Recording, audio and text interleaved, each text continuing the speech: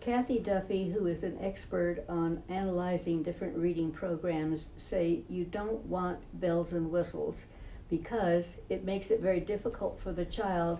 For one thing, if they are not learning how to sound out the words, they will start using those pictures or those whatever little cues are to guess at what the word is. This is not what you want. You want them to be able to sound out the different syllables to make the word.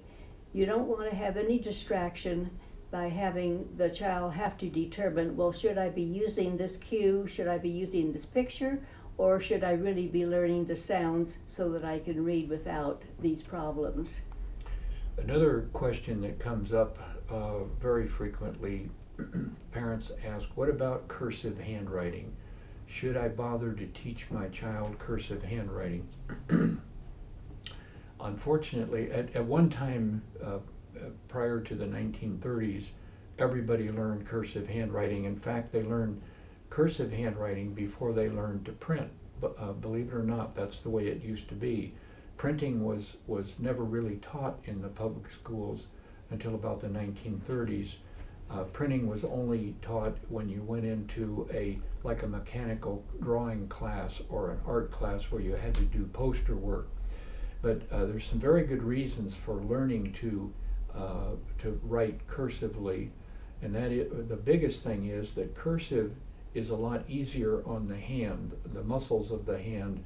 You can write a lot longer cursively than you can print ball and stick, because with ball and stick or conventional printing, you're picking up and putting down the writing instrument with every stroke, whereas in cursive handwriting, you're, as you can see in some of the materials that we have available, the strokes flow and you don't pick up your hand and set it down as often. So later in life, this will become more important when students are in any kind of situation like a high school or college class where they need to take notes, because they can take notes a lot longer without their hand getting tired if they write cursively than if they print. And besides, in addition to that, it's a beautiful thing, a beautiful asset to have nice handwriting, and it's not that hard to learn. There's only 3 basic motions that are strokes that the writer has to make. They're easy to make, and they're not difficult at all. June, what can you tell folks about how long it's going to take beginners in particular to learn to read, for example? There isn't any set time. It's going to depend on the child. Some children learn very quickly. Maybe they'll learn in 6 months or a year. Other children maybe not until they're maybe 7 or 8 years old. Boys in particular find that there are other things that are of more interest to them, sports for instance. So the reading is not quite as important for them to take seriously. So we want to assure parents that don't try and rush the child. They have the rest of their life. It isn't something they have to do in any particular period of time. It's totally up to the child as to how fast they want to go, how quickly they want to learn. I see that I jumped ahead. Yes. On our list of things that we wanted to try to bring up, and the one thing that I skipped past, and you might want to talk about that, is what do we tell, or are we able to tell parents about what they do when they finish a book like Alpha Phonics? Right. When they finish the book Alpha Phonics, the important thing is to work on vocabulary, dictionary work. They should learn the diacritical markings at the bottom of the page, know what they mean so that they can sound words out better. Another thing, on our other web page of McGuffey Readers, we have a series called the Sower Series. They are biographies of important people like George Washington, Abraham Lincoln, Mother Teresa, the Wright brothers, people like this. It's important for the children to learn that there are some ancestors that we have that have contributed a great deal to our society. So one of the other possibilities besides library books, sometimes some of those have a lot of distractions that you really don't always want.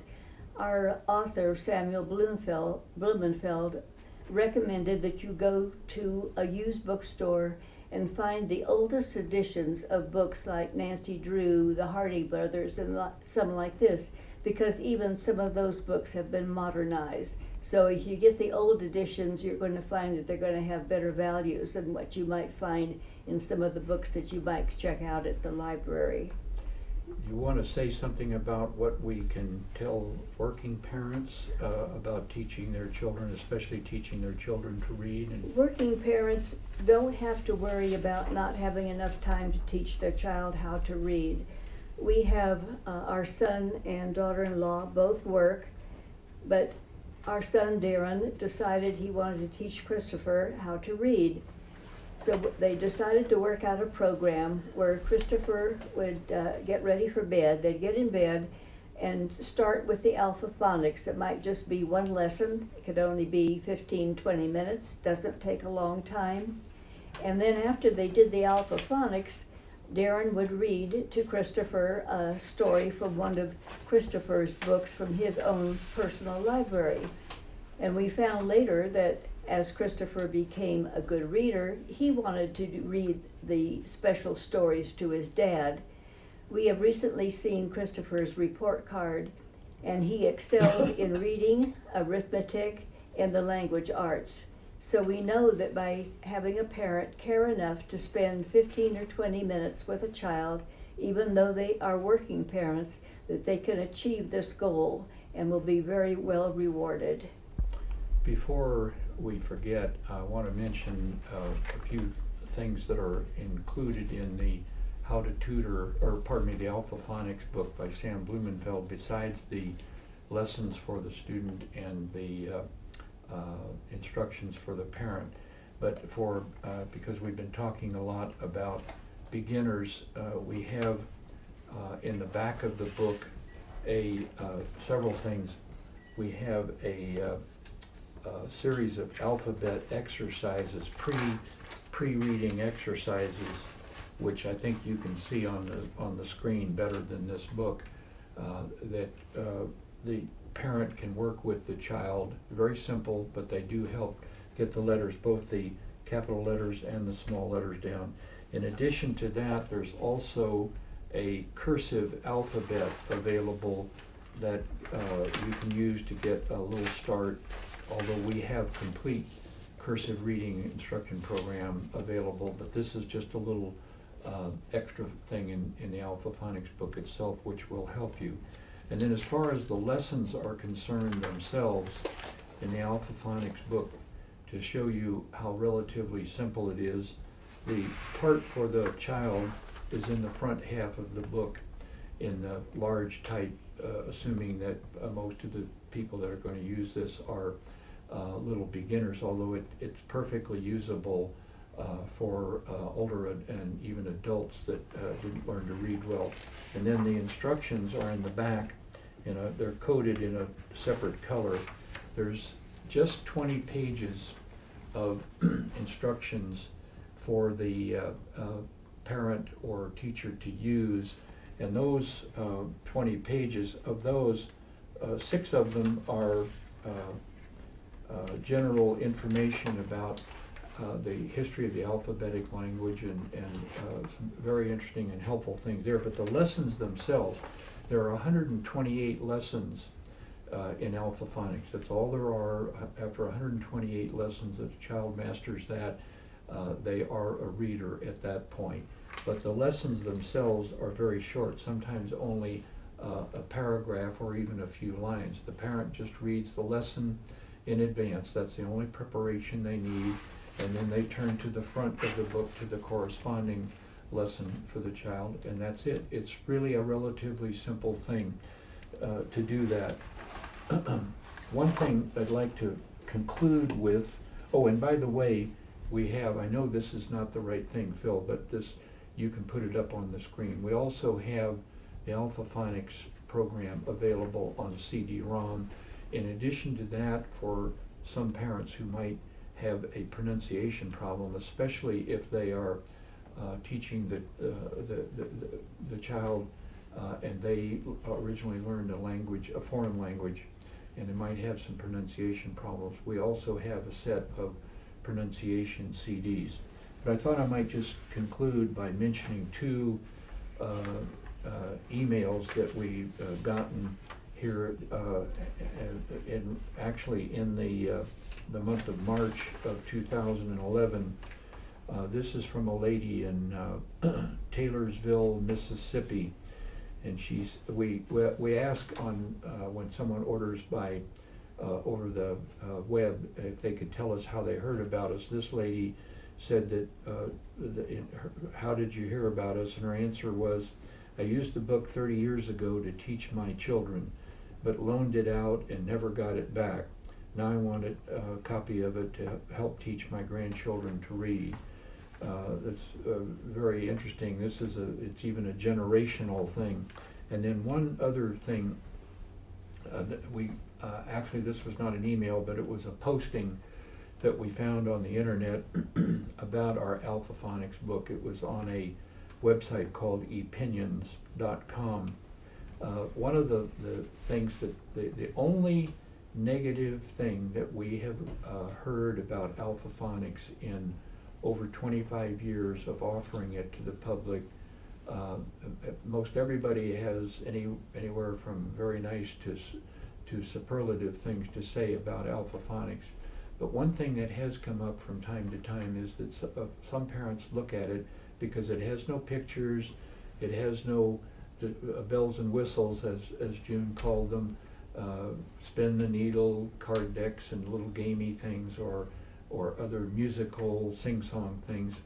It doesn't have any of those. So some parents mistakenly think that it's going to be boring for their child. But I thought and that's not the case, because what they fail to realize is the child is going to learn to read right away. They can start reading simple sentences in as short as maybe even the first session, and they can go to lesson 3 and they can be reading simple sentences. So that they get right down to the job of reading, and it's not boring. Especially it's exciting for the child to say, oh mommy, I'm learning to read, and of course the parents are very pleased with that also. This lady wrote and said that she wanted to tell people on this internet website why. She said, I fell in love with Alphaphonics when I started homeschooling my children. It's a very simple way to help anyone to read. And then she explains how it works, and she said her next to last paragraph says, can you think of a more fun way to learn? Which certainly seems to argue that it's really fun, not boring. She said, can you think of a more fun way to learn? I can't, and before you know it, your child is reading everything in sight. Best of all is that they will be learning from all the books they read. They will be sort of teaching themselves. So this is the type of thing that we hear from people all the time. We hope we've covered some of the questions that you might have in your mind as you're trying to decide what reading program to select for your child, or if you're going to be doing remediation for an older, even an adult person. We think that answering these questions may help you, and if you ever have any other questions, either before you make a selection or after you purchase something and you're using it and you have a question, feel free to call us at any time. We're here to answer phone calls and emails, which we do almost on a daily basis, and we're happy to do that. We hope this has been helpful. We appreciate you watching this video, so much so that we are offering you a 20% discount on either the Alphaphonics book or the CD. Normally the book is $29.95. You save $6. The CD normally $39.95. With the 20% discount, you save $8. Just mention you saw this offer on this video. Thanks again.